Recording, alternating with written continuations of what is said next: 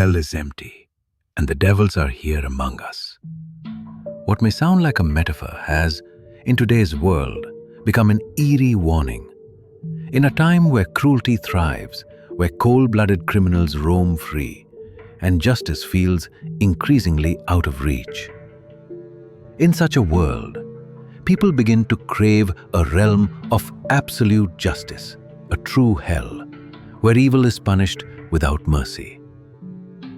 But this begs the question, does hell truly exist? Or is it merely a reflection of our fear, our guilt, and the darkness within the human soul? In Buddhism, Niraya, the Sanskrit term for hell, refers to a place devoid of joy, filled only with relentless suffering. According to the Devaduta Sutta, a wicked man dies and is dragged into the underworld, where he stands before Yama, the king of judgment. Yama asks, "When alive, did you ever notice the signs of life and death, birth, aging, illness, and decay?" The man, unable to answer, is condemned to unspeakable torment, wandering through forests of razors, being boiled alive in seething lime, his body continuously healed, only to be tortured again. Yet in Buddhism, these punishments are not eternal. They serve as a process of purification. Once the karmic debt is paid, the soul may be reborn into another realm. Some texts even describe King Yama not as a demonic judge, but as a compassionate bodhisattva, offering beings a chance to understand the consequences of their deeds. Nevertheless, the Buddhist concept of hell remains deeply harrowing.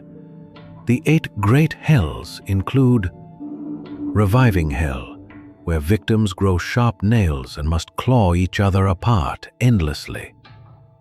Black rope hell, where they're bound with burning iron and dismembered. Crushing hell, where massive stones grind bodies into dust. Boiling hell, flaming hell, and finally, the Avicii hell, the most terrifying of all, where suffering is continuous and without reprieve, reserved for those who commit the gravest sins, such as murdering their parents or destroying sacred teachings. According to the Buddha, hell isn't a place humans can see, but it can be sensed through the mind, through wisdom, and through the teachings. And most disturbingly, hell isn't created by Yama or demons, but by each person's own karma. The wicked do not need external punishment.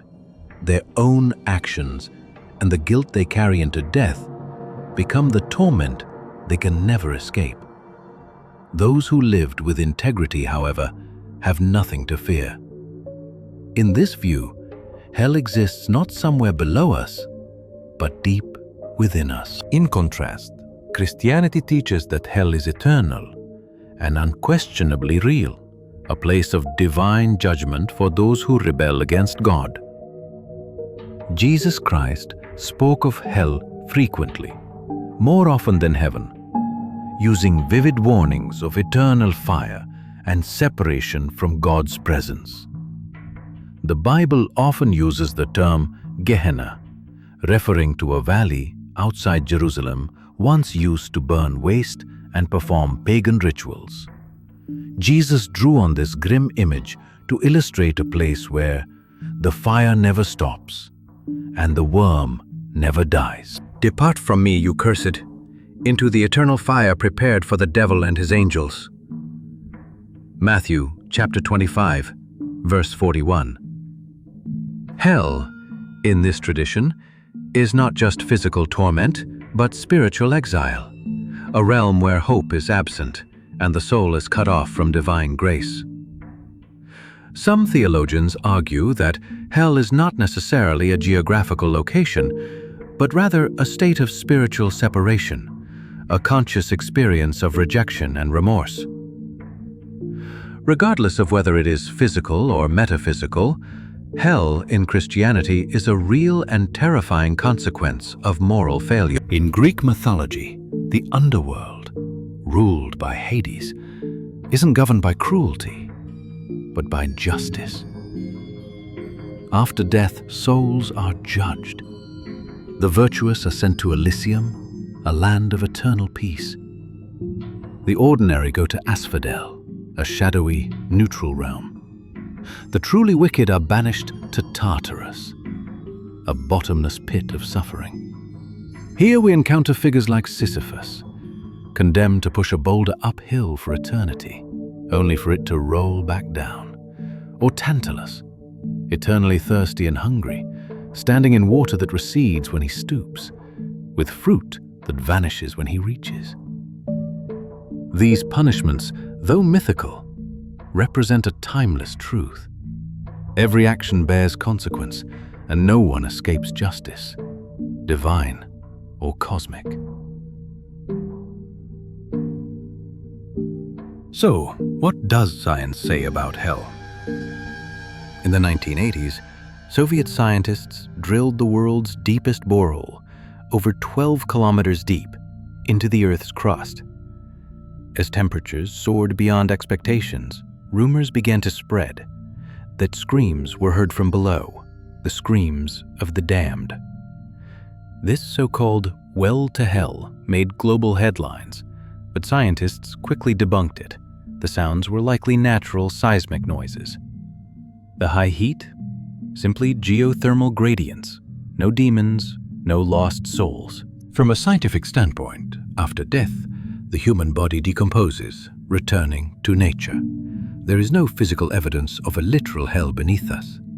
And yet, the enduring stories, near-death experiences, and unanswered mysteries continue to stir questions. Is there something beyond death? Perhaps hell does not exist in a distant post-mortem realm, but within the emotions, fears, and regrets of the living, a torment not inflicted by gods or demons, but by our own conscience. Across cultures, Buddhism, Christianity, Greek and Roman mythology, one truth echoes: no sin goes without consequence, no wrong remains unpaid. Hell may not be filled with boiling oil or fire, but it exists. It takes shape every time a person chooses cruelty over compassion, selfishness over virtue, silence over justice. In some cases, hell doesn't begin after death. It begins in life. So the real question is not where is hell, but rather, are we living in a way that keeps us from it? Or are we building it around ourselves, one choice at a time?